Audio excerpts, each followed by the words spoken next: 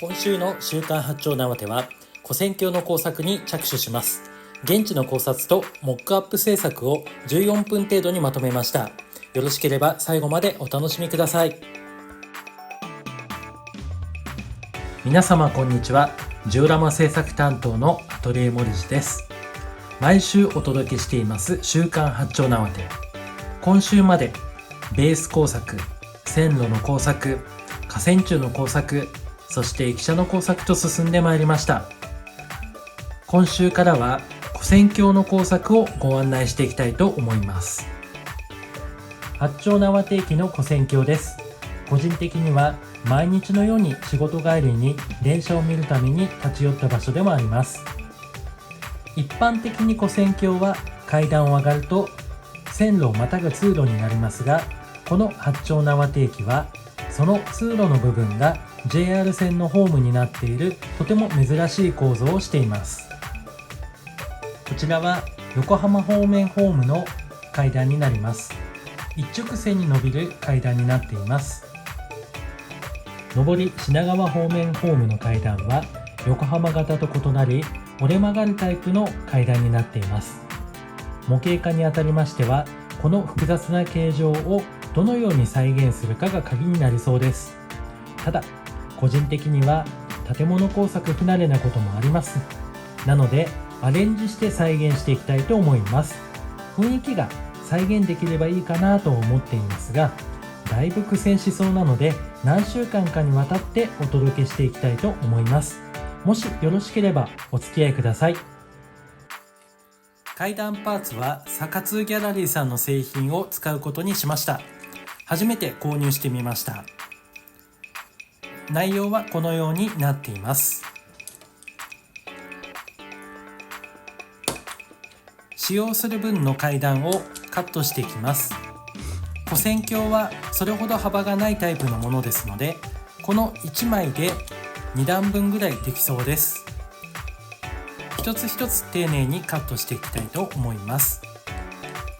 最初はプラ棒とプラ板で階段を自作することも考えたんですが、手間と精度を考えてこの製品を購入してみました。カットが終わりました。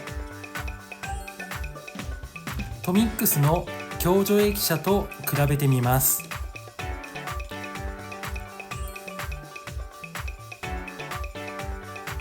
階段は一つ一つを接着剤で組み合わせていく作りになっています。説明書によりますと、螺旋階段も作ることができるようです。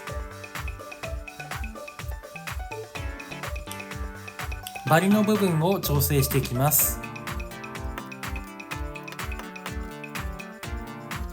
一番下の段に来るところだけ出っ張りをカットしていきたいと思います。初めて購入した製品ということもあり、ある程度カットをしたところでマスキングテープに貼り、どのような雰囲気になるのかを確認しました。初めての作業なのでとてもワクワクする瞬間です。一段一段を確認しながらマスキングテープに仮止めしていきました。ある程度階段を貼り終わりましたので、トミックスの共助駅舎の階段と並べてみます。今回製品は角度45度というものを買ってみました。このような感じになるようです。それでは階段をトミックスの共助駅舎の幅と同じぐらいの幅でカットしていきたいと思います。マスキングテープをカッティングマットに貼り付けまして、トミックスの共助駅舎の幅に合わせてペンで印をつけました。そのマスキングテープを目印にカッターでカットしていきたいと思います。結構分厚くってうまくカットができないので、ある程度筋目を入れた上でパキッと折るような感じで切ってみました。そして最後カッターで整えています。チョッパーを持ってきました。このチョッパーは同じ部材を何個も切り出したい時にとても活躍してくれる道具になります。これはジオラマの巨匠畑さんから教えていただいた道具になります。畑さんの作品は参考動画をリンクに貼ってありますので、もしよろしければそちらの動画もご参照ください。すっごいかっこいいジオラマを作られる方です。さて、そういうわけで私の腕では均一に同じサイズのものが切り出すことができないということが分かりましたので、このチョッパーくんに活躍してもらうことにしました。まずサンプルになる階段を1段、このチョッパーの刃にあてがいながらカッターマットにマスキングテープで固定しました。カットする部材の端の部分、バリをまず整えます。そしてチョッパーにあてがいながらサンプルにサイズを端を合わせます。そして丁寧にチョッパーを下ろしていきます。この作業を繰り返していきます。カットします。再びバリを整えます。両側のバリを整えます。整えたらサンプルの端に階段パーツを合わせてチョッパーでカットします。再びバリを整えて、この作業を繰り返しました。チョッパーで階段をカットしました。続いて接着剤で階段を一段一段接着していきたいと思います。ちょうどこのパーツは裏面が出っ張りがありまして、その出っ張りと階段のパーツを組み合わせてちょうど鍵括弧を重ねるような形で接着をしていくようになります。今回ゴム系の接着剤を使って接着しています。やはり手でカットした部分は短かったり長かったりちょっとばらつきが目立つようです。この最初の頃の手でカットしたものに関しては真ん中あたりの見えなくなるようなところの階段に使っていきたいと思います。階段の接着を終えました。接着が終わった階段の向きを揃えます。この後ヤスリがけをします。まずは100円ショップで購入していた目地の粗いタイプの金属ヤスリ、このヤスリで大雑把にヤスっていきます。特に出っ張り、メリハリ、凸凹の激しい部分の出っ張りを削っていきます。そして同じく100円ショップで購入した少し目地が細やかになる金属ヤスリを使ってまたヤスリがけを続けます。階段の側面は見えなくなる部分でもありますので、そんなに細やかにやらなくてもいいかなと考えております。だいたい整ったところで今度は紙ヤスリで最後の仕上げをします。大きな凸凹がなくなるようにするというような作業になります。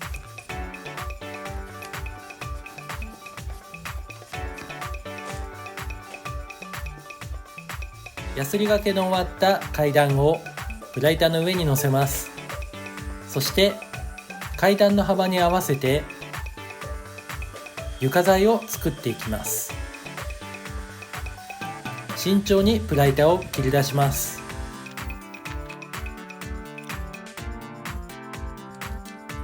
切り終わりましたので、プライターの裏側に床板、そして同時に屋根材も切り出していましたので、裏側に屋根という風にごちゃごちゃにならないようにメモ書きをしました。踊り場の部材をプラ材から切り出して作ります。踊り場は2箇所設置します。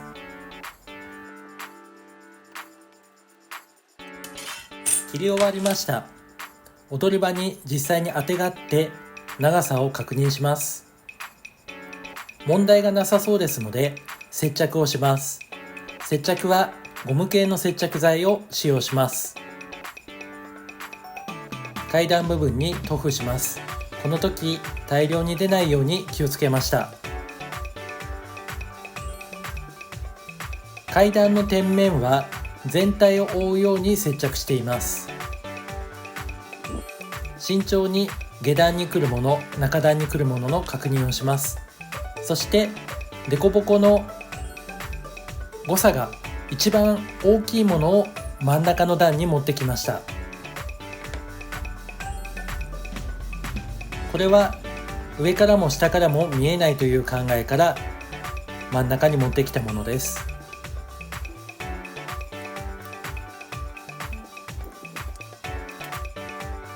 今回跨線橋を作っていますが、跨線橋のように立体感のある建物を作るという経験がほとんどありません。そのため簡易的ではありますが、モックアップを作ることにしました。天井の高さ、こちらはトミックスの橋上駅舎の階段を参考に高さを決めました。プラ板の中に入っている厚紙に毛書きをしていきます。毛書きが終わりましたので、天井側をカッターでカットします。カットが終わりました。床下側は踊る場があって複雑な形状をしていますので、慎重に作業を進めていきます。位置を決めましたので、階段の下、床を毛書いていきます。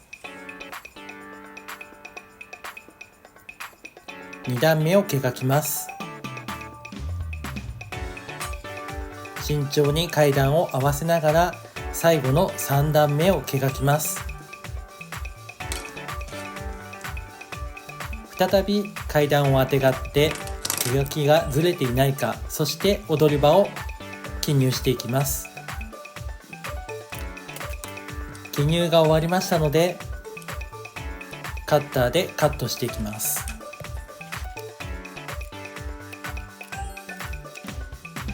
壁面を切り出しました。もう一枚同じものを作ります。